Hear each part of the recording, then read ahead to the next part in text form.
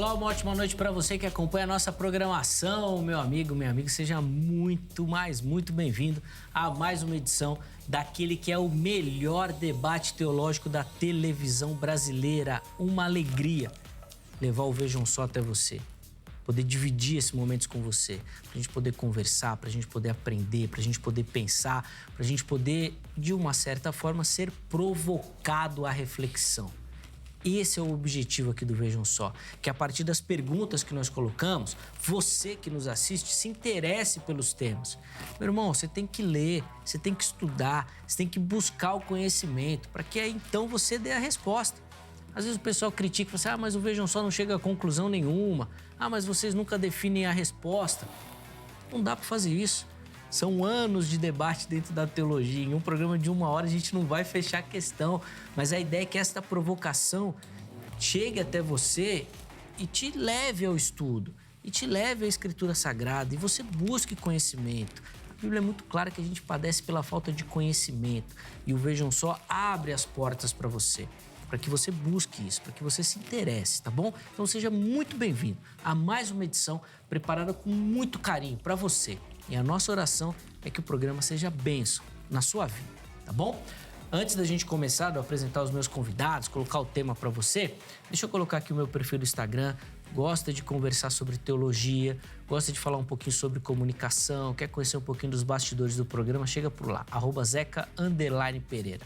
Além do programa, do Vejam Só, muita coisa que eu faço lá na área também, tem podcast, tem live, tem um monte de coisa. Chega lá, eu tenho certeza que você vai curtir um pouquinho do conteúdo lá também, sempre falando, debatendo e colocando as questões da teologia pra gente poder conversar e pensar, tá bom? E por lá, eu sei que muita gente tem curiosidade, eu de vez em quando dou uns pitacos lá das minhas opiniões também sobre os temas, tá bom? Então chega por lá pra gente poder conversar, vai ser muito bacana te receber e desde já eu deixo o meu agradecimento, porque todo mundo que acompanha o Vejam Só manda mensagem e realmente reconhece a importância do programa nesse sentido, de ajudar nos estudos, de provocar que comece a estudar e é de fato esse o nosso objetivo, tá bom? Que você aprenda e chegue realmente ao conhecimento. Que, aliás, tem tudo a ver com o tema que nós vamos tratar hoje, né? O pleno conhecimento da verdade também. Bom, daqui a pouquinho eu falo. Deixa eu apresentar os meus convidados, eles que vão nos ajudar nessa caminhada. Que é com muita alegria que o Vejam Só recebe nesta oportunidade o pastor Johnny Silva, ministro da Igreja Evangélica Avivamento Pentecostal. Pastor Johnny, meu irmão, obrigado por aceitar o nosso convite, estar aqui essa noite. Seja muito bem-vindo ao Vejam Só. Graça e paz a todos. Graça e paz, Zeca. Professor André, é um prazer. Privilégio estar aqui, né? Poder compartilhar e também despertar aí o desejo no coração daqueles que estão tendo a oportunidade de aprender um pouco aqui, né? Com o programa Vejam Só. É um privilégio muito grande. O privilégio é nosso, meu irmão, de recebê-lo aqui, de poder aprender um pouquinho também com o irmão, um pouquinho daquilo que Deus tem te colocado também na questão do conhecimento, na área do conhecimento, para a gente poder dividir com esse público que nos acompanha. Mas para começar, é padrão aqui a gente passar primeiro as informações da igreja. Vou pedir para o irmão passar o endereço certinho para a gente e também os dias e horários ali das programações principais para quem nos assiste. Maravilha. A nossa igreja evangélica Avivamento Pentecostal, ela está na rua Mário Ferraz de Souza, número 461, em Cidade Tiradentes. E nossos cultos, são às quartas-feiras e às sextas-feiras, às 19h45 e aos domingos, às 10 da manhã. Então aí as informações para você. Aliás, nós vamos deixar os contatos, tá bom, do pastor Johnny à sua disposição durante o programa e também lá no nosso perfil oficial do Instagram. Você vai chegar por lá e você vai encontrar lá tudo direitinho, tá bom? Aí com calma, você pega e entre em contato. Se quiser outras informações da igreja ou, obviamente, do ministério do pastor Johnny também, tem tudo por lá. De novo, obrigado, viu, meu irmão, pelo carinho. Prazer, privilégio. Muito bacana recebê-lo aqui. E o Vejam Só também traz nessa oportunidade o professor André Soares, ele que é membro da Igreja Batista Bíblica. Professor André, de novo, meu irmão, obrigado pelo carinho. É sempre muito bom recebê-lo. Seja muito bem-vindo ao Vejam Só. Maravilha, Zeca. Prazer estar aqui de novo, prazer conhecer o pastor Johnny. E é sempre uma bênção poder compartilhar com o público um pouco do que nós temos estudado e aprendido ao longo dos anos. Sem dúvida. Aliás, André, te apresentei aqui e fiquei pensando. Quando a gente começou aqui no Vejam Só, você não era nem casado, tava noivo. Agora já casou. Eu sei que vai mandar até uma lembrança para a esposa, porque você sempre faz isso. Sim. Daqui a pouco já vai falar que vai ser pai. Daqui a pouco já tem os filhos. Rapaz, nós estamos ficando... Tá passando tempo para nós, hein, André? Não, o Vejam Só tá testemunhando minha evolução na vida. Todo o crescimento da vida, cara. Eu apresentei e fiquei pensando nisso aqui agora. Rapaz... Daqui a pouco... Nossa, não, deixa pra lá, vai. Deixa pra lá. Vamos passar as informações da igreja, André, por favor. Certo, eu sou membro da Igreja Batista Bíblica em Valparaíso. Nós estamos na Rua Tupi, número 461, Santo André, São Paulo. Nós temos cultos às quartas-feiras, às 20 horas. Domingo temos a EBD às 9 da manhã. E à noite, nosso culto da família, né? O culto de adoração, às 19 horas. Boa, então as informações da igreja também, tá? Antes de eu falar dos contatos, André, vou pedir para você comentar um pouquinho dos livros aqui. Trouxe 2 livros, eu vou mostrar aqui pro pessoal. Enquanto a gente mostra, vou pedir para você comentar um pouquinho pra gente, por favor. Maravilha. Esses são 2 livros que têm tudo a ver com o debate de hoje, né? Eu tenho o prazer de servir como editor lá na Editora Fiel. E são dois livros nossos, né? Que tem tudo a ver com o debate. Posso Conhecer a Vontade de Deus, do Sproul, um grande nome da teologia. Nesse livro ele trata dos 3 níveis da vontade de Deus: vontade decretiva, a vontade preceptiva, vontade de disposição. E o outro livro... Vou mostrar aqui já pro pessoal aqui, ó, do Piper. Outro livro é Deus Deseja que Todos Sejam Salvos, do John Piper, outro grande nome da teologia. E nesse livro Piper lida diretamente com o tema que nós vamos abordar hoje aqui no programa. 2 livraços, né, apesar de pequenos. Sim. E livros que valem muito a pena, com certeza. Certeza, vale muito a pena e a gente vai falar bastante sobre essa temática também agora no programa. De novo, obrigado, viu, meu irmão, pelo carinho. Sempre muito bacana recebê-lo. Os contatos do André vão ficar à sua disposição lá no nosso perfil do Instagram também, durante o programa. Inclusive, se você quiser informações também sobre o material, para você poder acessar também, além dos nomes, né, dos autores, a Editora Fiel também traz um selo aí de qualidade também, tá bom? Vale muito a pena você conferir, tá certo? Bom... Como o André adiantou aí, hoje nós vamos abordar e nos debruçarmos no texto lá de 1 Timóteo, capítulo 2, no versículo 3, mais propriamente ali no versículo 4, que diz o seguinte, né? Isso é bom e agradável perante Deus, nosso Salvador, que deseja que todos os homens sejam salvos e cheguem ao conhecimento da verdade. Então, a nossa pergunta é, por que o desejo de Deus, nesse caso de que todos sejam salvos, não é atingido? Afinal de contas, a Bíblia fala sobre o inferno, sobre a condenação. Ou será que não?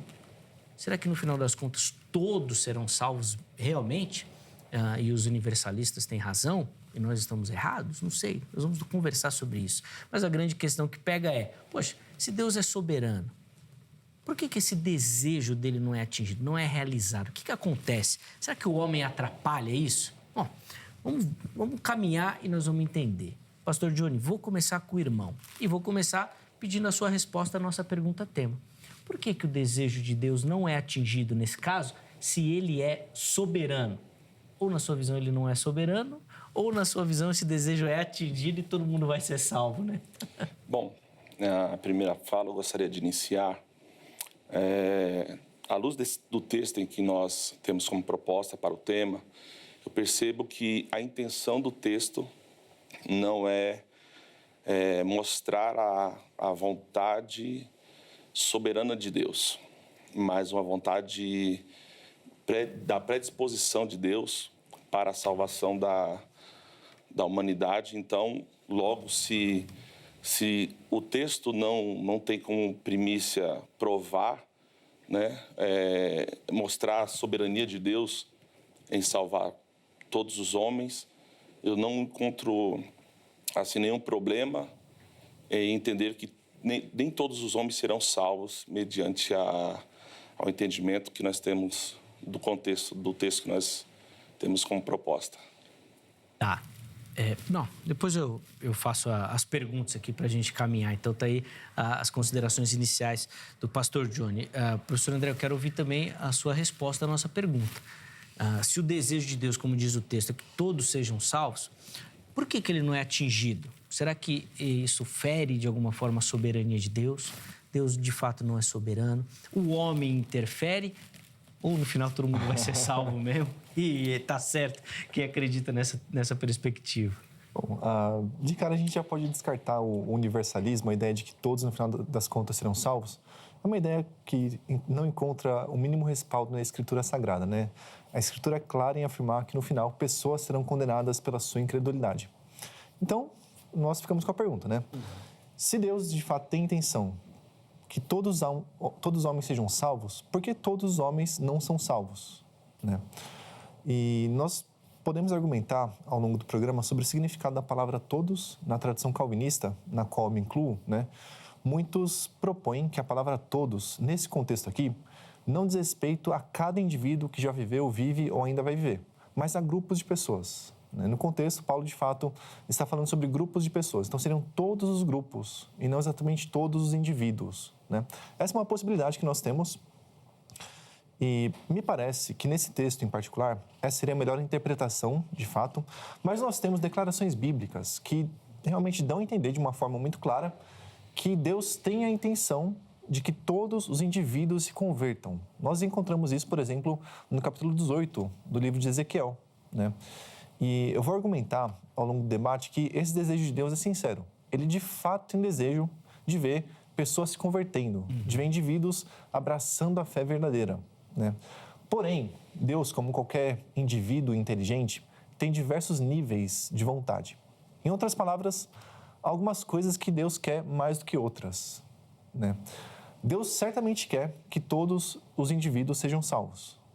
Mas há algo que Deus quer mais do que isso. E ao longo do programa, fazendo um pouco de mistério, eu vou revelar o que Deus quer mais do que isso. Qual é o desejo que nutre o coração de Deus também. Boa. Você viu que tem muita coisa para a gente conversar, tem muitos aspectos aqui que nós vamos abordar aqui durante a nossa conversa. Mas antes de continuar, eu quero abrir a oportunidade para você que me assiste participar também, tá bom? A sua opinião é fundamental para o programa. Então, você vai acessar o nosso perfil lá no Instagram, o @programa Vejam Só, e vai responder a nossa enquete, certo? Lá, além de toda a interação com o Vejam Só, você encontra as nossas enquetes também, tá bom? A enquete que nós colocamos para o programa de hoje é a seguinte. Se o desejo de Deus é que todos sejam salvos, podemos afirmar que... E aí nós vamos colocar 3 possibilidades aí para você. Primeira delas, todas as pessoas serão salvas, todos serão salvos. Segunda opção, Deus não controla todas as coisas. Terceira opção, nenhuma das anteriores. Então você tem as 3 aí para votar, você vai escolher uma delas. Na postagem seguinte você vai justificar a sua escolha. Olha, eu acho que todas as pessoas serão salvas por conta disso, disso e disso. Deus não controla todas as coisas por conta daquilo e daquilo outro.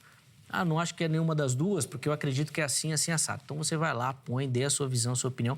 Nós vamos pegar algumas dessas participações e colocar aqui durante a nossa conversa para que os nossos convidados também possam dar alguns pitacos em cima da sua opinião, tá certo? Então, vai lá e participe. Antes de continuar, deixa eu só reforçar para você o Instagram, Facebook, Programa Vejam Só, e no YouTube, Programa Vejam Só. Nós reativamos o canal do Vejam Só lá no YouTube. Além dos programas inéditos, você encontra uma playlist lá só com programas antigos. Vejam Só Retrô. Tem muito conteúdo lá, muito conteúdo. Inclusive, o André Toski, livros de 2 teólogos marcantes, eu recomendo demais que você assista a entrevista que o Weber fez com o Shedd, Dr. Russell Shedd. Vale muito a pena. Muito conhecimento. Vai lá que você vai aprender demais. Vale a pena. Está lá no nosso canal do YouTube.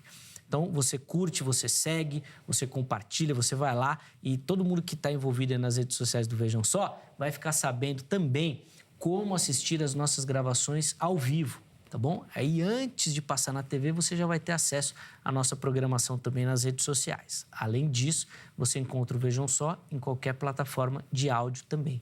Escolha a sua predileta, aquela que você use, e acesse o nosso conteúdo. Programa Vejam Só. Só colocar lá na busca que você vai localizar. Aí no carro, no metrô, voltando da escola, indo trabalhar, de qualquer jeito você acompanha o Vejam Só. Compartilhe essa informação para que mais pessoas tenham acesso à nossa programação também, tá certo?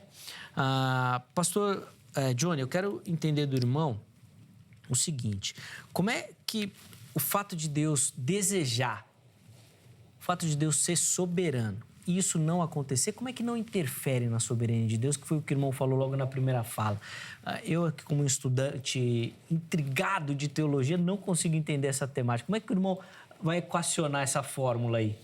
Eu entendo que algumas expressões que são utilizadas no que toca a sentimentos e vontades de Deus, ela precisa ser analisada de acordo com todo o contexto, né? Porque a maneira que Deus ele se comunica com a humanidade, eu entendo que é de uma forma em que a humanidade em si possa compreendê-lo. Então, algumas coisas que Deus fala, deixou registrado nas Escrituras, ela precisa ser compreendida à luz do contexto histórico mesmo da palavra de Deus, pelo fato de que é impossível compreender todos os desígnios de Deus.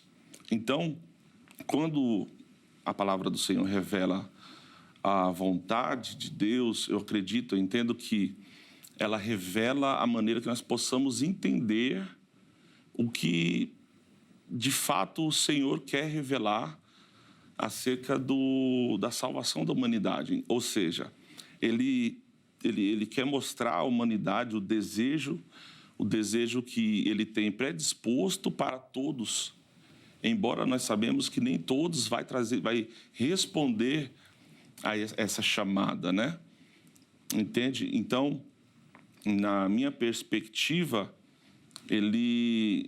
a gente tem que analisar muito essa questão de a vontade de Deus. Porque se nós levarmos ao pé da letra que a vontade de Deus é que todos sejam salvos, aí nós cairemos no universalismo, que é aquilo que a gente já descartamos no início do programa. Então, se não há essa possibilidade, só nos resta compreender que esta vontade não é a vontade soberana. Tá. Mas o que atrapalha essa vontade, então? O que atrapalha essa vontade? Antes disso, antes do que atrapalha a vontade, na sua visão, o todos são todos mesmo? Todos os seres humanos? No texto, não se refere a todos os seres humanos. Tá. Aqui, à luz dos textos que antecede ao texto tema, ele vai mostrar que ele pede para que olhe pelos reis e por algumas categorias de pessoas, ou seja, mostrando a predisposição de salvação para todas as categorias, e inclusive também para quê? Para que o ser humano não tivesse essa perspectiva de uma certa forma corrompida pela ótica humana, ou seja, os homens olhariam para as pessoas e julgariam qual seria as pessoas que seriam salvas. E, nesse caso, o texto já descarta essa possibilidade, dizendo que a igreja deve orar por todos, né, por todas as pessoas, né, mostrando que o caráter dele é esse, né, e para que também não sobre nenhuma tentativa de a gente querer selecionar grupos ou etnias ou países ou pessoas para a salvação. Então, a ideia é que teria um representante de cada grupo. Seria esse o objetivo, então, de Deus? Nesse texto, sim. É isso, André? Seria um representante de cada grupo? Pensando assim na nossa temática de sociedade, de cada camada social, de cada etnia, de povos, o que, de repente, justificaria até a grande comissão também, né? Todas as nações, não todos os indivíduos, mas povos também. Você vai nessa linha também? Sim, sim. Quando eu lido com esse texto de 1 Timóteo 2, eu sigo exatamente essa linha. Eu creio que o apóstolo Paulo, ao usar a palavra todos aqui, não está se referindo a cada indivíduo, mas está se referindo a grupos, né? E, em particular, olhando os primeiros versículos do capítulo, né, nós vemos que Paulo está se referindo a grupos como governantes, governados, né? Todos os grupos, né, são alvo da graça de Deus. Deus não selecionou a casta dominante ou os oprimidos, né? Deus tem os seus em todos os grupos. E, em particular, quando nós analisamos o uso da palavra todos no apóstolo Paulo, ou nos escritos de Paulo, uma coisa muito interessante salta aos nossos olhos, né? Com muita frequência, Paulo utiliza a palavra todos não em referência a cada indivíduo, mas em referência a judeus e gentios, esses dois grupos. Por exemplo, em Romanos 3:9, né? Paulo diz que todos, judeus e gentios, estão debaixo do pecado.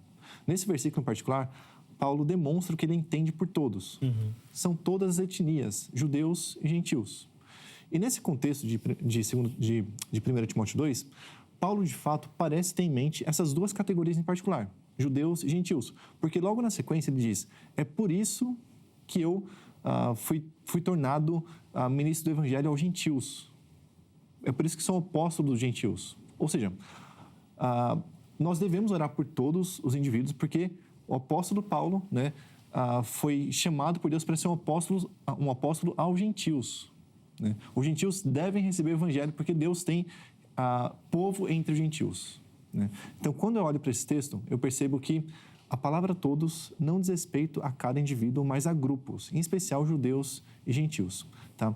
Mas como eu mencionei no começo, há de fato textos na Escritura, como, por exemplo, lá em Ezequiel 18, que dão a entender que Deus, de fato, tem o desejo de ver indivíduos sendo salvos, se convertendo da maldade e abraçando a verdade revelada em Jesus Cristo. Né? Deus diz lá em Ezequiel capítulo 18, que o seu prazer não está na morte do ímpio, mas na sua conversão. Né? Esse é o prazer de Deus. Né? E a grande questão é, se Deus tem um desejo, né, de que os ímpios se convertam à verdade, por que Ele simplesmente não salva todos os ímpios? Né? Por que Ele simplesmente não faz com que todos os ímpios abracem a fé, já que esse é o seu grande prazer, já que Ele não tem prazer em condenar ninguém? Né? Por que Ele condena pessoas se Ele não tem prazer nisso? O profeta Jeremias, em Lamentações 3:33, diz que Deus de fato condena pessoas, mas Ele não faz de bom grado, ou não faz de coração, literalmente. E esse versículo dá uma pista essencial para nós respondermos essa questão. Né? Deus, de fato, não tem prazer na condenação do ímpio. Ele não faz isso de coração, como a Escritura nos ensina muito claramente. Mas Ele, mesmo assim, o faz. Porque Deus tem prazer em certas coisas mais do que em outras. Ele, de fato, tem prazer na conversão do ímpio. Mas Ele tem prazer em algo mais do que nisso. Né? E eu não sei se eu já posso responder. Pode, claro, pode colocar. Quando eu olho para a Escritura Sagrada, eu percebo que Deus tem diversos níveis de vontade, como qualquer ser inteligente. Pense em você mesmo, né? Você quer várias coisas na vida, mas você quer certas coisas mais do que você quer outras. E você sempre age com base no desejo mais forte que você tem. Né? Isso eu aprendi com Jonathan Edwards, no livro que infelizmente ainda não foi traduzido para o português. Se chama A Liberdade da Vontade. Mas o Edwards argumenta que nós sempre agimos com base no desejo mais forte que nós temos em dado momento. O mesmo acontece com Deus. Deus tem diversos desejos. Né? Para nós entendermos bem essa questão, pense no seguinte, né? Vamos supor que você se encontre com um adolescente que está na escola, ele fale para você, olha, eu odeio estudar, eu tenho prazer no ócio, eu tenho prazer em jogar videogame, não tenho nenhum prazer em estudar. No dia seguinte, você passa na frente da casa desse adolescente e ele está lá, sentado, estudando. Né? E você pergunta para ele, mas que incoerência é essa? Ontem mesmo você me disse que odiava estudar, que amava o ócio, que amava jogar videogame, e hoje você está aqui estudando. Que incoerência é essa? Será que esse adolescente de fato está sendo incoerente? E eu creio que não. O que acontece é que nós temos diversos níveis de vontade. Esse adolescente de fato tem prazer no ócio, tem prazer em jogar videogame, mas ele tem prazer em algo superior. Tem prazer em passar de ano na escola. Né? Ele tem mais prazer nisso do que no ócio. E por isso ele age com base nesse prazer maior que ele tem, nesse desejo maior que ele tem. O mesmo se dá com Deus. Né? Deus, de fato, tem prazer na conversão de pecadores. Mas o maior prazer de Deus está em demonstrar o espectro completo da sua glória ao seu povo, aos seus eleitos. Deus quer que os seus eleitos se regozijem nele para sempre com toda a intensidade possível. E por isso, ele condena pessoas como nós vemos em Romanos 9. O apóstolo Paulo diz que o motivo pelo qual Deus demonstra ira a pessoas é para que o seu povo admire a sua ira, admire a sua justiça. Deus quer que o seu povo, que os seus eleitos, se gloriem nele com toda a intensidade possível para sempre. Esse é o desejo supremo de Deus. E Deus age com base nesse desejo supremo, e não com base no seu desejo menor de ver todos os indivíduos salvos. Boa. E aí, pastor Johnny, concorda com essa temática? eu tenho um pouco de dificuldade. Assim, só um pouco, tá bom, então. Nessa Então dá pra gente resolver, então. Pelo fato de que, se nós compararmos a vontade de Deus com a vontade do homem, a gente tem um problema. O problema seria esse. O fato de que nem todos os desejos do homem, embora ele deseje, é possível. Mas do que se trata a Deus, todos os desejos dele, quaisquer desejos dele, ele tem poder para executar. Então, eu tenho a dificuldade de entender essa escolha de Deus, sendo que ele não precisa fazer essa escolha, desde que ele mesmo porque ele é soberano, então ele tem o poder de fazer todos os seus desejos. Então, logo, se ele deixar de fazer um dos seus desejos, né, que seja a sua vontade soberana, aí ele deixa de ser soberano. Mas se ele não deseja isso de fato soberanamente, então não há problema nisso. Não há problema de não acontecer aquilo que nós interpretamos que seria a vontade soberana de Deus, que é a salvação de todas as pessoas. Como eu disse no início, eu entendo que a forma de... Quando a palavra do Senhor revela que a vontade dele é que todo seja salvo, está falando referente ao caráter de Deus, né? A quem Deus é um Deus que não tem, como foi colocado aqui em Ezequiel, capítulo 18, não tem prazer na morte do ímpio. Então, o caráter do Senhor revela um Deus que, mesmo que o ímpio ele se mantenha resistente, não responda de maneira positiva, ele ainda assim não tem prazer de ver ele ser condenado. Por que ele não salva, então? Ele não salva porque a vontade dele é salvar aqueles quem ele determinou que seria salvo. Que ele predestinou. Predestinou segundo a presciência. E agora acho que vai entrar em alguma divergência. Só para entender, até para o André poder explicar, o irmão não acredita, então, nesses níveis de vontade de Deus. Se Deus tem vontade, ela é uma vontade soberana que vai acontecer.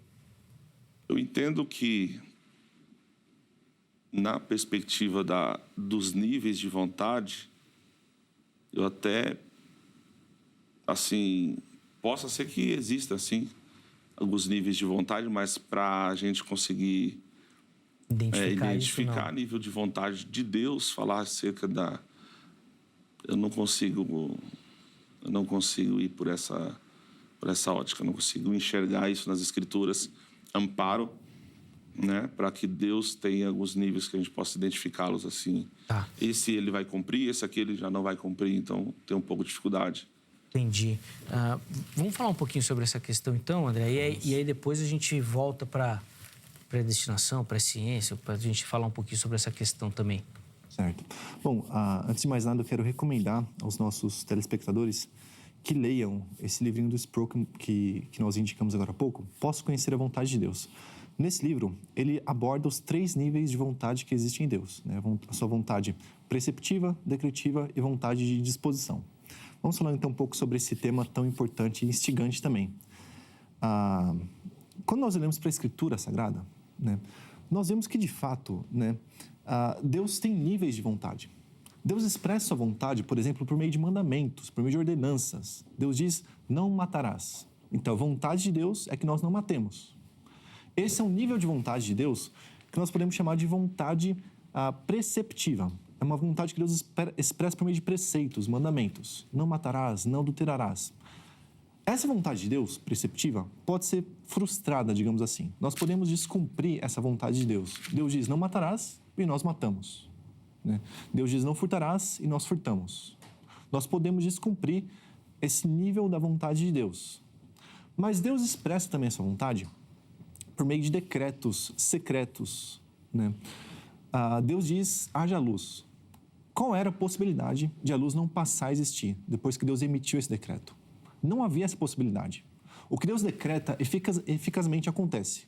É por isso que a Bíblia chama tanto atenção para o fato de que a vontade de Deus eficazmente acontece. né? Jó, no capítulo 42 do seu livro, versículo 2, né, diz isso com todas as letras, né? Bem sei que tudo podes, nenhum dos teus planos pode ser frustrado, né? Os planos de Deus, os decretos de Deus, a vontade que Deus expressa por meio desses decretos não pode ser frustrada. Ela eficazmente acontece. A palavra que sai da boca do Senhor acontece. Tá? A vontade do Senhor expressa por meio de decretos eficazmente acontece e ela nunca pode ser frustrada. O mesmo Deus que disse, haja luz, disse, haja cruz. E não havia a possibilidade de não haver cruz. Uma vez que Deus tenha determinado isso, não havia a possibilidade de os planos de Deus serem frustrados. Então, por mais que a sua vontade preceptiva possa ser frustrada, a sua vontade decretiva nunca é frustrada e não pode ser frustrada. Mas o Senhor também expressa a sua vontade por meio da sua disposição. O que é que nós vemos aqui no texto de Timóteo, né? Deus realmente tem a disposição de salvar todos os indivíduos. Deus tem a disposição de ver todos os indivíduos abraçando a verdade, se arrependendo, né? Porém, como eu argumentei agora há pouco, há algo que Deus quer mais do que isso. O pastor argumenta que o que Deus quer mais do que isso é respeitar o livre-arbítrio do homem. Na visão arminiana, de forma geral, né, se Deus quer salvar todos e não salva todos, por que isso acontece? O homem não deixa. Isso, porque há algo que Deus quer mais do que ver todos os seres humanos salvos. E o que ele quer mais do que isso? Respeitar o livre-arbítrio do homem, né? Na visão calvinista, né, e eu sou um calvinista, o que Deus quer mais do que isso, né, é revelar o espectro completo da sua glória ao seu povo. Deus não tem um respeito pelo livre-arbítrio do homem, né? Deus respeita o seu próprio livre-arbítrio, né? Se há um ser no mundo que tem livre-arbítrio, esse ser é Deus. Então, Deus, usando o seu livre-arbítrio, decidiu revelar o espectro completo da sua glória ao seu povo e somente ao seu povo. E para Deus se revelar plenamente ao seu povo, para que o seu povo se glorie nele com toda a intensidade possível por toda a eternidade, Deus precisa mostrar ao seu povo que ele é justo, que ele odeia o pecado, né? E ele só pode fazer isso condenando pessoas, mesmo que essa não seja a sua disposição, né? Então, para sumarizar essa questão, nós podemos pensar num exemplo bem interessante, né? Deus odeia a iniquidade, Deus odeia o pecado, Deus diz não matarás, né? Deus odeia que se cometam assassinatos. Deus odeia que se atente de forma injusta contra a vida de um justo. Deus odeia isso. Mas mesmo Deus, que disse não matarás, decretou o assassinato do seu próprio filho, o justo. O homem mais justo que já existiu foi vítima, por assim dizer, desse decreto de Deus que envolvia o seu assassinato. Deus ordenou, né? Deus decretou uma ordem de coisas que só podia vir a acontecer caso a sua vontade preceptiva fosse quebrantada, caso o seu mandamento fosse quebrantado, né? E Deus de fato faz isso. Mas quando Deus o faz, ele o faz tendo em vista uma ordem superior de coisas. Se Deus não tivesse decretado, né, o descumprimento do não matarás em relação ao seu filho, nós todos estaríamos perdidos. Quando Deus decreta o descumprimento da sua vontade preceptiva, ele o faz tendo em vista algo maior, tá? Esse é o caso da morte de Jesus Cristo, por exemplo. Esse é o caso de todos os males que acontecem no mundo, né? Deus permite que esses males aconteçam no mundo, ele os inclui em seus decretos, tendo em vista algo maior. E o que Deus tem em vista, sobretudo, é a revelação do espectro completo da sua glória ao seu povo. E aí, pastor Johnny, como é que o irmão lida com essa questão aí de que a salvação fala da glória de Deus, inclusive na condenação, nos decretos e tudo mais? Por favor. Sim. É claro que todas as ações, elas sejam positivas, a perspectiva humana, elas vão correr sempre para esse sentido de glorificar a Deus, né? A própria pregação do Evangelho, ela, para os que são salvos, glorificam a Deus, para os que são perdidos também glorificarão a Deus, porque mostrará a glória e o poder de Deus.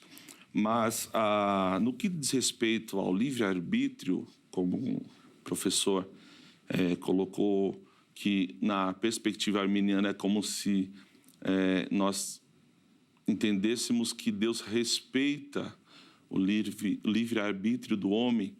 Eu não compreendo dessa forma. Eu compreendo que não é a questão de respeitar, mas sim a forma que ele escolheu para que as pessoas pudessem se achegar a ele. Claro que não na primeira instância, ou seja, ninguém tem a possibilidade de ter Deus sem que ele não o dê condições para isso.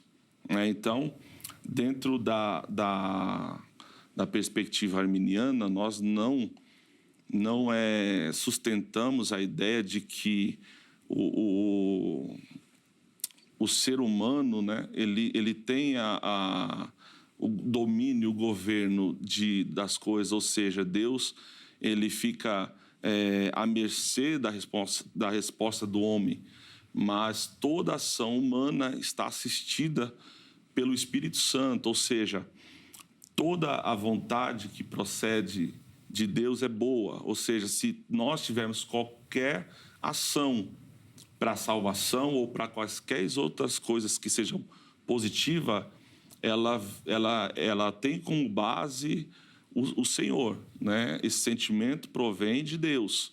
Uhum. Então, mesmo que na nossa perspectiva nós queremos no livre-arbítrio, mas também entendemos que é o Senhor quem nos capacita a ir até Ele. Porque se assim não fosse, não conseguiríamos ir, porque, pelo menos nesse aspecto, nós concordamos que o homem é totalmente depravado e não tem condições nenhuma. Ou seja, então, a vontade de Deus é que aconteça da maneira que Ele determinou que fosse.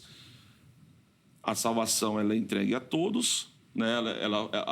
A morte ela tem um aspecto de o poder de alcançar a todos, mas não alcança todos por conta de que ela não é eficaz para aqueles que não crê. Mas por que ela não é eficaz para aquele que não crê? Se ela alcança todo mundo, o irmão afirmou que... Ela tem poder para alcançar a todos. Mas não alcança? Ela tem poder, mas não alcança a todos. Por quê? No texto de João 3,16, é um texto que é um texto que nós utilizamos para fundamentar essa ideia. Ele diz que Deus amou o mundo, né? Então engloba todos os níveis, pessoas, de tal maneira que deu o seu único filho para todo aquele que nele crer. Então a vontade de Deus é que isso se torne eficaz para aqueles que crê. Ou seja, todo aquele que crer, esse será salvo. Irmão, desculpa, assim, mas eu tô achando que você tá muito calvinista.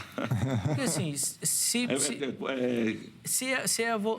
é Deus que vai transformar o arbítrio do homem, certo? E isso muito arminiano clássico mesmo defende. Essa restauração do arbítrio a partir da manifestação de Deus. A única coisa que eu não estou entendendo é que, via de regra, o arminiano vai falar que isso está disponível para todo mundo. E aí cada um vai falar, não, eu não quero, opa, eu quero. E a partir dessa restauração. É essa dinâmica que eu não estou entendendo.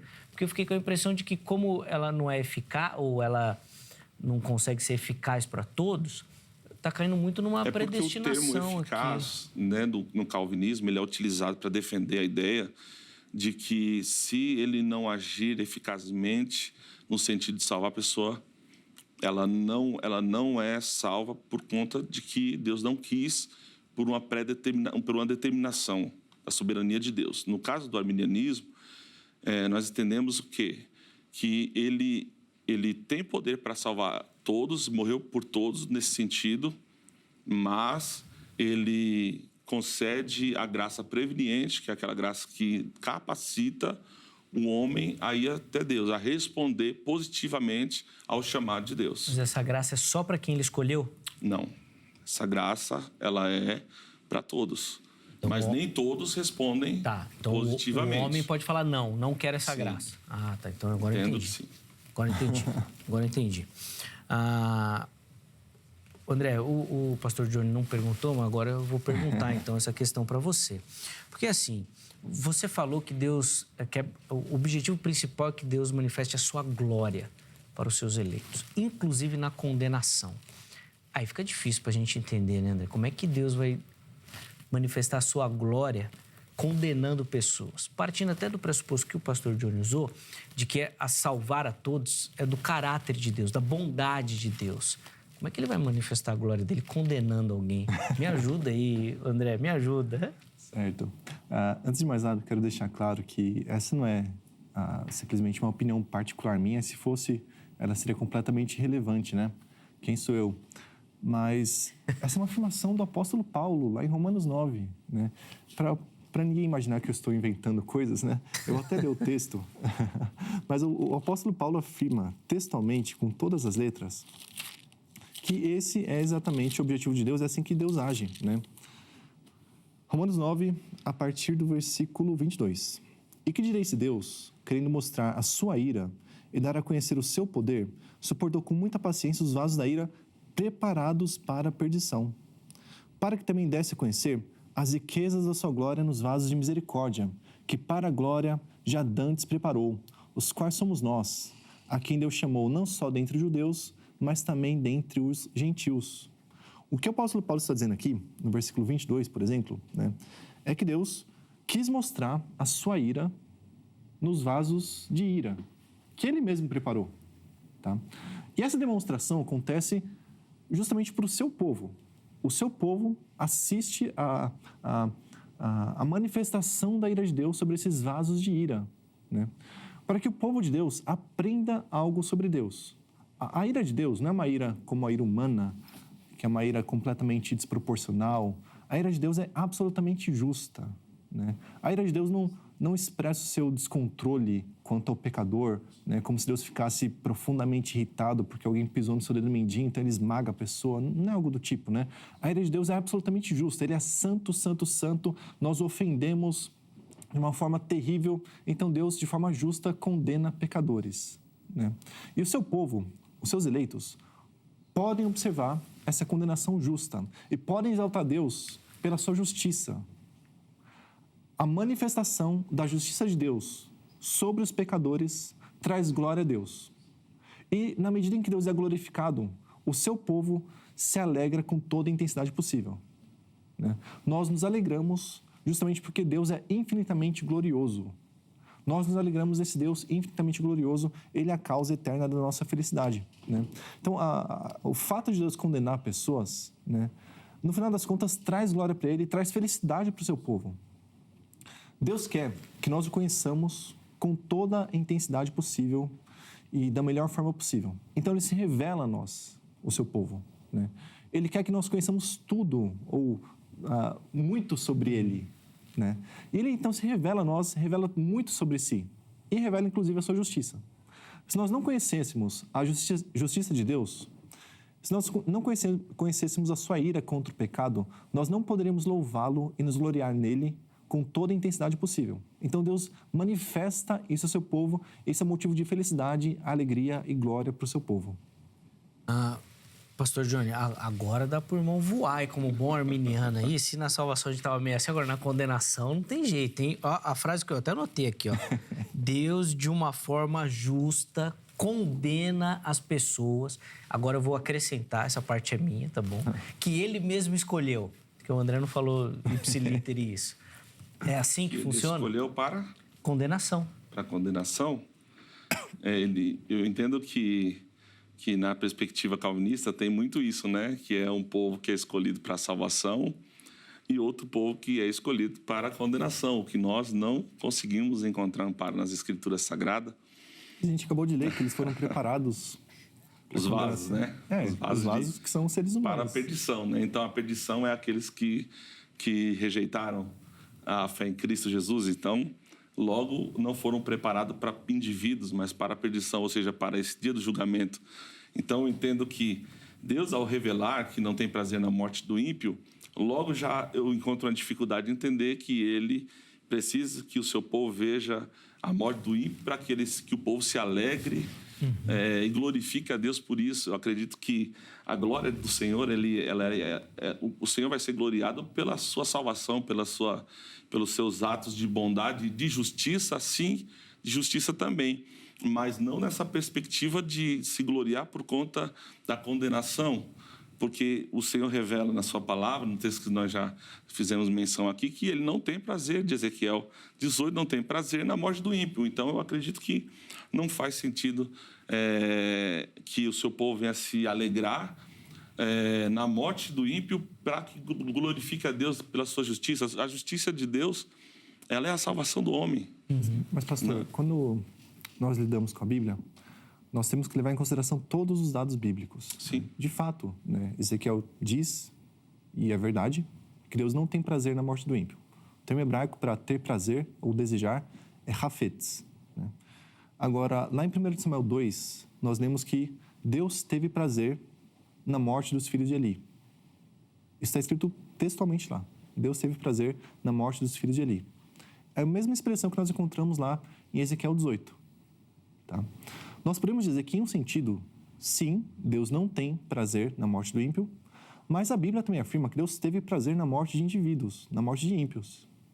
Tá? Não há contradição. O que há são níveis diferentes de vontade. Né? Nós não podemos simplesmente nos apegar a um grupo de textos que nos é interessante e rejeitar o outro grupo de textos. Né? Nós temos que levar em consideração ambos os grupos de texto e fazer sentido de tudo isso. Né? Então, eu creio, pastor, que a sua fala acaba se apegando muito a Ezequiel 18 e não leva em consideração esses outros textos que nós podemos mencionar em muita abundância. Deus teve prazer na morte dos filhos de Eli. Os vasos de ira foram preparados pelo próprio Deus. Provérbios 16:4 diz: Deus fez tudo para o seu fim, até o ímpio para o dia do mal. Para o dia do mal. Em 2 Tessalonicenses 2, o apóstolo Paulo diz que os que creem na mentira não receberam o amor da verdade para serem salvos. Paulo diz a Timóteo que é Deus quem dá o arrependimento para a salvação. Né? Tudo isso nós temos que levar em consideração. Nós temos que nos apegar a um grupo de textos bíblicos que é interessante para a nossa teologia e desconsiderar todos esses outros textos que são muito abundantes. Né? Nós temos que levá-los todos em consideração para compor a nossa teologia. É que, na minha perspectiva, eu entendo que não é o fato de ele ter prazer em alguns episódios, isso não revela o caráter de Deus e a vontade dele, mas revela a sua justiça. Então, para que a justiça do Senhor seja exaltada, algumas coisas precisam acontecer, mesmo que isso não traga prazer para Deus. É exatamente isso que o texto diz, que ele não tem prazer na morte do ímpio. E o texto também de Timóteo, né, ele também revela que o prazer dele, o desejo, isso fala sobre o caráter dele, é de salvar. Né? Agora, a justiça dele não vai ficar de lado. Então, ele é glorificado, sim, quando acontecem alguns atos nas Escrituras, como a perdição do ímpio, mas, ainda assim, a vontade dele permanece sendo a salvação, embora, quando todas as coisas se cumprirem, não será possível. Mas, num tempo oportuno, ainda que ele precise exercer a sua justiça e condenação das pessoas, né, ele continua ainda com seu caráter íntegro e permanece um Deus que tem prazer na salvação da humanidade. Como é que o irmão vai colocar essa questão da justiça de Deus? O André foi pontual e falou, é estabelecido por Deus. Então, ele condena por ele, a partir dele, condena a pessoa. Como é que nós vamos encaixar essa questão da justiça de Deus no seu pensamento, pastor? A partir dessa questão da rejeição. Se você mesmo já afirmou também que a graça não vai transformar o arbítrio de todos. De certa forma, nessa perspectiva, Deus também não vai ser justo. Deus não vai ser injusto também, na sua perspectiva, já que a graça não vai transformar o arbítrio de todos? De certa forma, Deus não chega a ser injusto nessa perspectiva? Ou não? Ou a graça está disponível para todo mundo e ela transforma todo mundo e depois dessa transformação a pessoa rejeita? Essa graça, ela é compartilhada a todo ser humano. Agora, os que rejeitam são condenados, né? Então, no tocante à justiça de Deus, é justo que todos sejam condenados, né? Então, a glória de Deus está na salvação das pessoas. porque, de fato, todos já estão condenados, né? E nós também concordamos com isso, que é justo que todos sejam condenados, né? Então, eu não vejo nenhum problema, em algumas pessoas serem condenadas, porque, na verdade, isso é justo diante de Deus. Mas eu volto a dizer que, embora a justiça de Deus é exercida na condenação do ímpio, ainda assim não revela a vontade de Deus para com o ser humano. Porque até do ímpio, o Senhor não tem prazer na sua morte. Então, eu entendo que a justiça de Deus precisa ser exercida, né, na condenação daqueles que rejeitam a palavra do Evangelho. O André, quando a gente fala dessa questão da escolha, e principalmente da condenação, essa interrogação com a justiça fica muito latente. Então, é uma crítica comum ao pensamento calvinista de colocar uma injustiça na decisão de Deus, já que essas pessoas não tiveram oportunidade. Como é que você responderia a essa crítica e como é que o pensamento calvinista responderia a essa, entre aspas aqui que eu vou colocar, injustiça de Deus para com os condenados? Essa é uma questão muito interessante, porque no final das contas ela prova que o calvinismo, que o monergismo está certo, na verdade. Por quê? Porque quando o calvinista apresenta a sua visão, né, surge essa dúvida. Será que Deus é injusto? Né? E o apóstolo Paulo lidou exatamente com essa questão em Romanos capítulo 9. O que prova que o ponto que ele estava expondo, né, era justamente esse ponto que os calvinistas tanto enfatizam. Né? É esse ponto que gera essa dúvida. Será que Deus está sendo injusto? O simples fato de Paulo lidar com essa questão demonstra que o ponto que ele estava expondo era justamente que a eleição de Deus é incondicional. Ela não se baseia em méritos, em obras, numa fé prevista, uma fé que é exercida pelo livre-arbítrio do homem. Né? A eleição de Deus é absolutamente incondicional. E é esse ensino bíblico, enfatizado pelos calvinistas, que gera a dúvida. Deus está sendo injusto? Então, como que o apóstolo Paulo responde a essa questão que ele mesmo levanta lá em Romanos 9? Ele diz, pois, injustiça da parte de Deus? De forma alguma. E Paulo responde a essa questão dizendo, Deus, em outras palavras, né, parafraseando Paulo, Deus tem livre-arbítrio.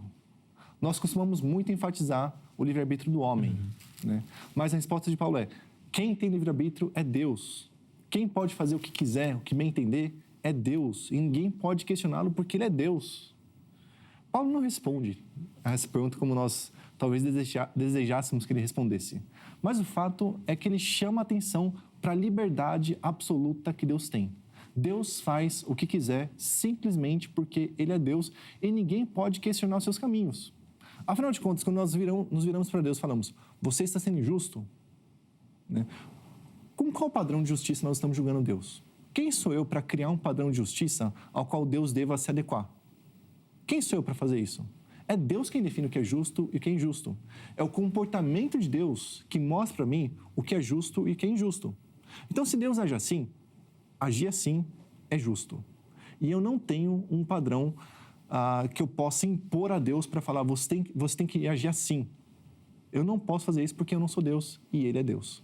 Então, a resposta simples é, Deus tem livre-arbítrio, Ele é livre. Né?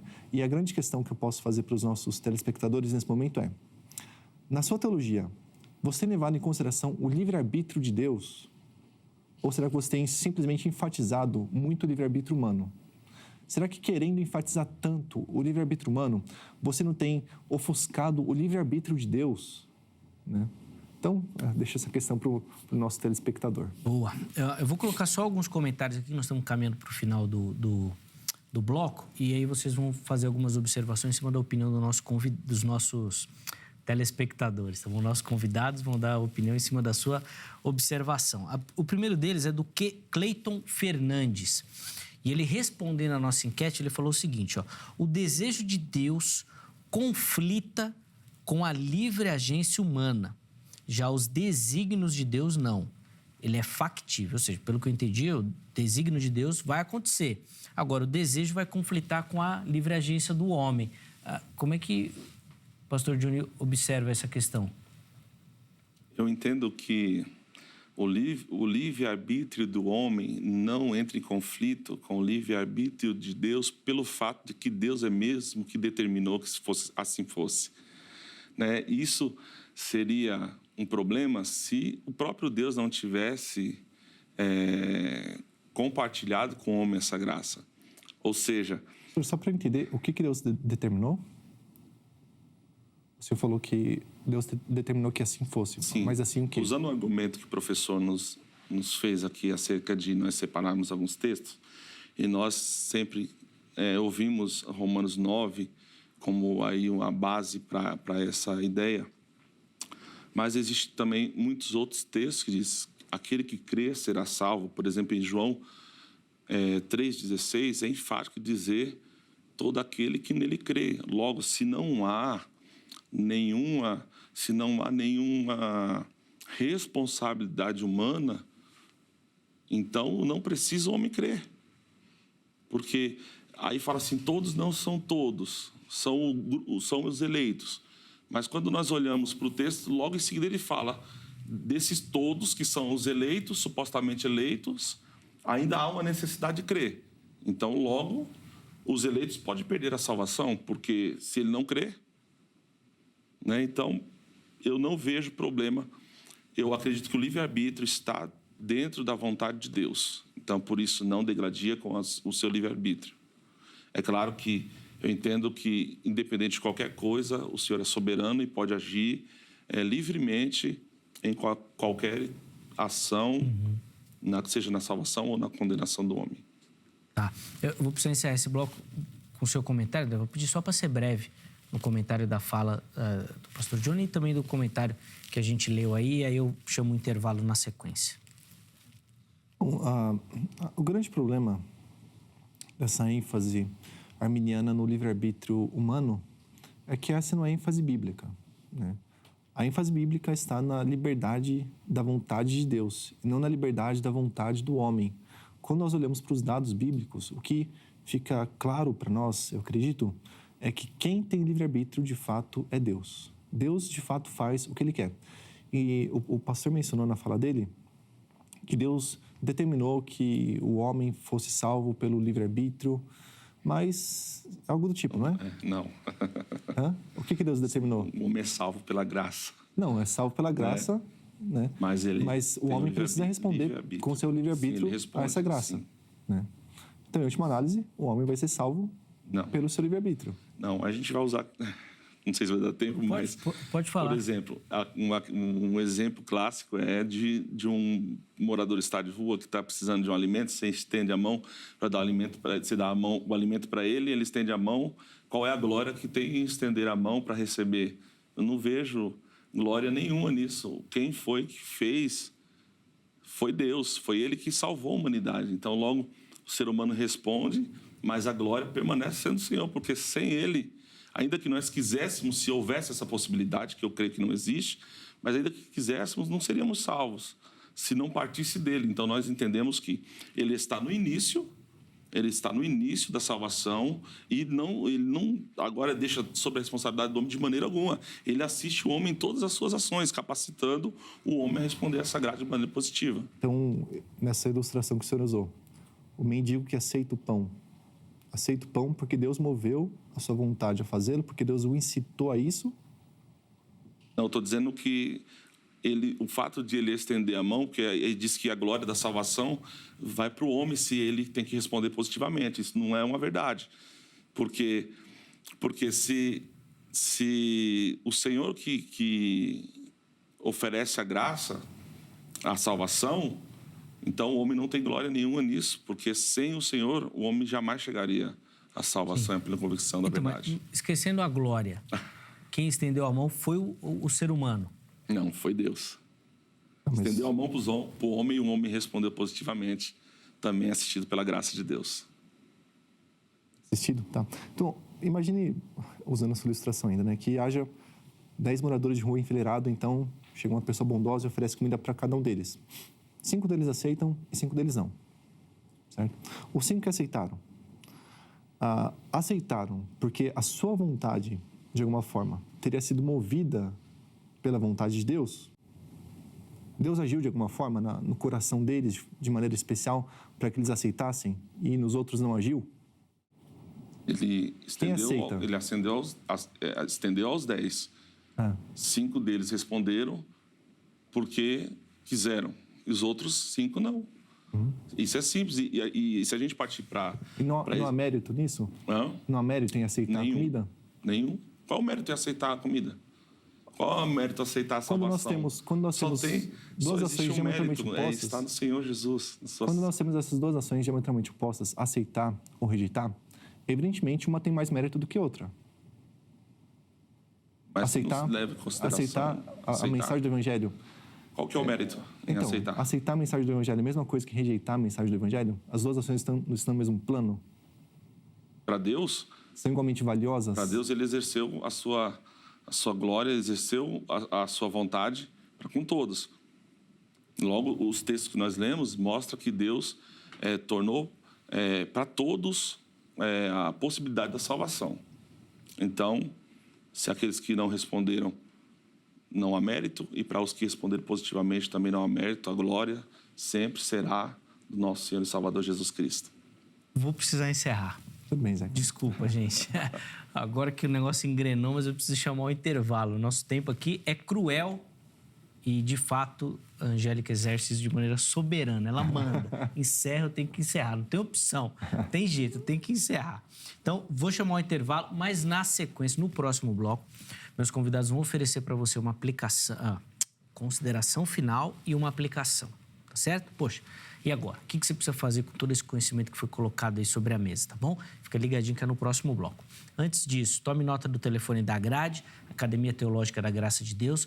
Curte, gosta desses debates teológicos, quer se aprofundar no conhecimento da teologia das Escrituras Sagradas? Procura pela Grade. Código 11 3115 0819. Anota, amanhã, horário comercial, você liga, tira suas dúvidas. Tenho certeza que você vai achar um formato lá, um módulo para poder se incluir no grupo, né? No grupo acadêmico da Grade também e fazer parte também desta comunidade, tá certo? Além disso, vou deixar aqui para você o site da HIT. Você que curte a nossa programação, tem muita informação lá para você, da emissora, dos programas. Vai lá que você vai se esbaldar, tá bom? Além disso, nas redes sociais, a HIT está em todas. Curte as redes sociais, vai lá que você vai achar a HIT. No nosso perfil lá do YouTube, você vai encontrar todos os programas da HIT à sua disposição, para você ver, rever e compartilhar o nosso conteúdo, tá bom? Tá tudo lá para você. Vamos para o intervalo? É rapidinho. O Vejam Só vai, mas daqui a pouquinho nós já estaremos de volta.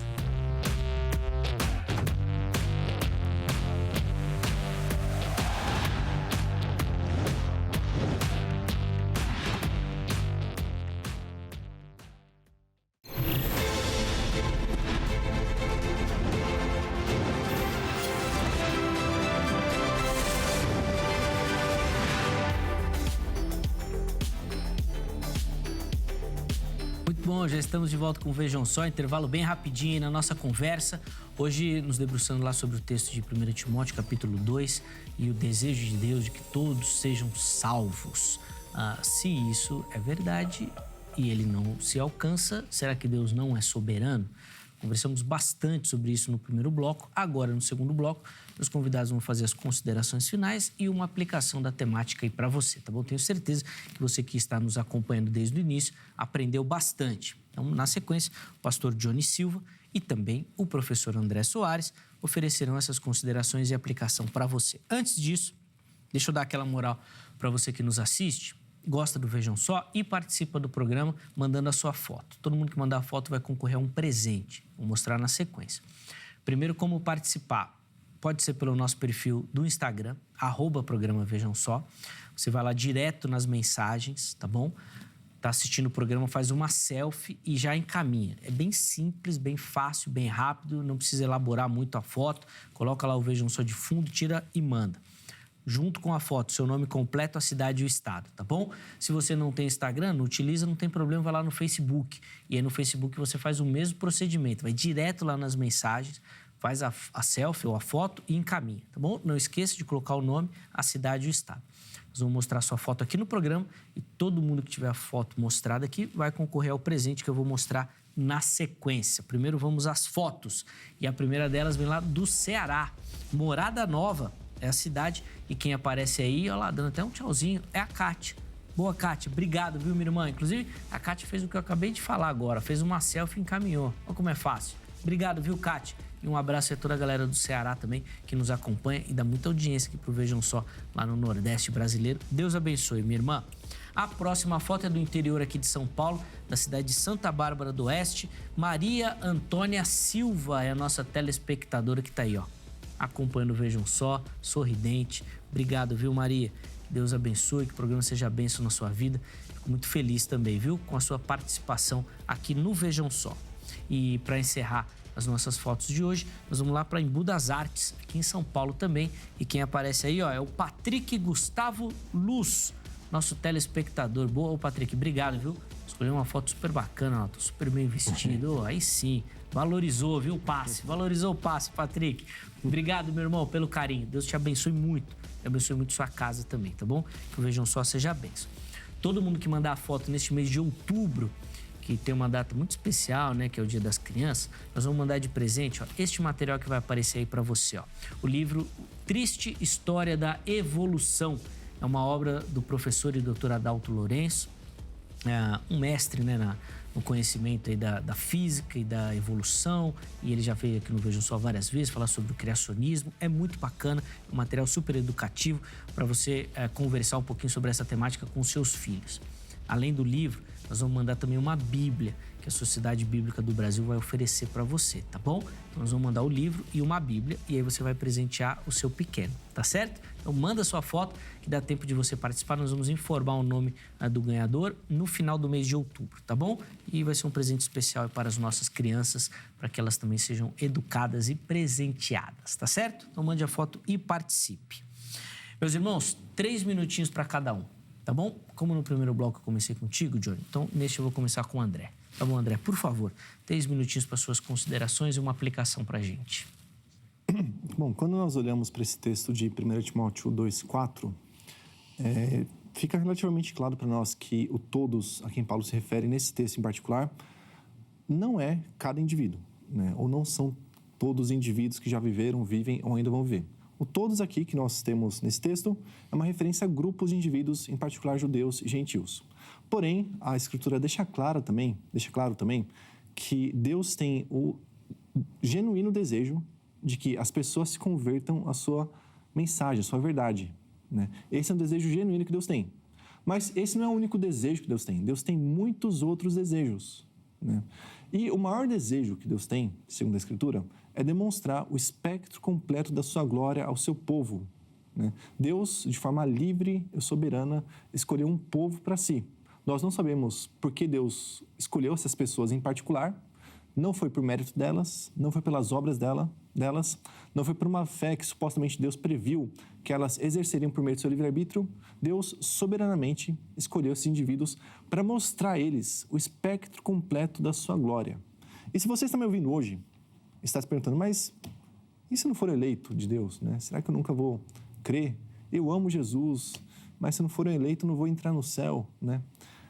Meu irmão, se você ama Jesus de todo o seu coração, de toda a sua alma, você é um eleito de Deus. Ainda que você não aceite a doutrina bíblica da eleição incondicional, né? Deus é tão gracioso que ele salva indivíduos que não compreendem, às vezes, a verdade em sua totalidade, que derrapa em algum ponto ou outro. Enfim, Deus se apieda de nós, em nossas fraquezas. Ninguém tem uma teologia absolutamente perfeita, né?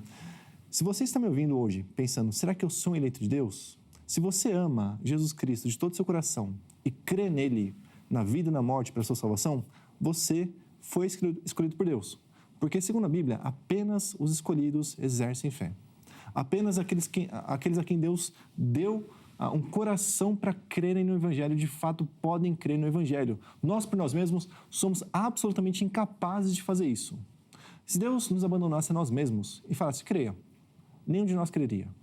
Nós somos incapazes de fazer isso. Então Deus, graciosamente, contemplando essa massa de perdidos, resolve salvar alguns. Graciosamente. Ele não precisava fazer isso, mas faz. Não sei porque Deus escolhe certos indivíduos em detrimento de outros, mas o fato é que Ele o faz, e Ele o faz para demonstrar a esses indivíduos o espectro completo da sua glória, para que esses indivíduos se gloriem nele por toda a eternidade, com toda a intensidade possível, né? Meus amigos, se vocês me ouvem nessa noite, creiam em Jesus Cristo de todo o coração, né? E se você crê porque Deus o levou a isso. Amém. Obrigado, viu, André? Inclusive, para você que critica, aí tá aí calvinista fazendo até apelo. Tá vendo? O pessoal fala que não faz, né? Tá Pois vendo é. como faz? Pois é. André, obrigado, viu, meu irmão, pelo carinho. Sempre prazer, né, cara? O contato do professor André vai estar à sua disposição lá no nosso perfil do Instagram. Segue ele por lá também. Tem sempre muito conhecimento lá no perfil dele. E também você pode tirar suas dúvidas sobre a temática. Muito bacana. Pastor Johnny, passar a palavra para o irmão também. 3 minutinhos para a gente, Maravilha. por favor. Bom, primeiro eu quero agradecer. Foi maravilhoso estar aqui contribuindo para o despertar, né? Porque foi assim que eu conheci esse programa. Né? E hoje eu amo as Escrituras, amo ler. E foi despertado, né? Ouvindo esse programa. E você que está ouvindo, busque mais, leia mais. E você, com toda certeza, vai ser muito abençoado. Agora, quanto ao texto, revela a vontade de Deus, é que nenhum se perca, que todos sejam salvos. Portanto, a mensagem que eu quero deixar para você, que nos ouve, é que o desejo de Deus é salvar a sua vida. O desejo de Deus, a vontade de Deus é que você seja salvo. Portanto, não tenha dúvida de que Deus te ama e que Ele quer sim, Ele tem prazer na salvação de todos, como o texto revela. É isso que eu gostaria de dizer. Boa. Para todos que estão nos ouvindo. Boa, obrigado, pastor Johnny, também pelo carinho. Deus abençoe, irmão. Foi uma alegria recebê-lo. Espero encontrá-lo outras vezes por aqui. O contato do pastor Johnny também à sua disposição lá no nosso perfil do Instagram, tá bom? É só chegar por lá que você vai contactá-lo também por lá, para conhecer um pouquinho melhor do Ministério do Irmão e quiser falar também sobre o programa, chega lá que vai estar para você, tá certo? Antes de encerrar, vamos colocar na tela aí o resultado da nossa enquete. Nós perguntamos lá, bom, se o desejo de Deus é que todos sejam salvos, podemos afirmar que 6% dos nossos internautas votaram na possibilidade de que todos serão salvos. Tem herege que acompanha o Vejam Só. Olha que benção. Mas vamos ver como é que eles aprendem, né? 10% dizendo que Deus não controla todas as coisas. Rapaz, o número de hereges está aumentando. E 84% nenhuma das opções anteriores. E aí o pessoal justificou depois. Quero agradecer demais, viu, a todo mundo que votou. Desculpa a brincadeira, viu, meus irmãos? Mas é só pra gente descontrair também, tá certo? Mas obrigado, viu, a você que participou, que votou, que deu a sua opinião. Infelizmente, a gente não consegue colocar aqui todos os comentários que a gente recebe, mas a nossa gratidão é eterna, viu? Porque o Vejam Só acontece e só existe por conta de vocês, que participam e ajudam a fazer o Vejam Só crescer, tá bom? Nós vamos encerrar a edição de hoje. Eu quero deixar aqui um abraço muito carinhoso a todo mundo que nos acompanha. Amanhã, se Deus permitir, nós estaremos de volta com mais uma edição do Vejam Só, sempre preparada com muito carinho e rogando que Deus use esse programa como instrumento de bênção na sua vida. Forte abraço e até lá!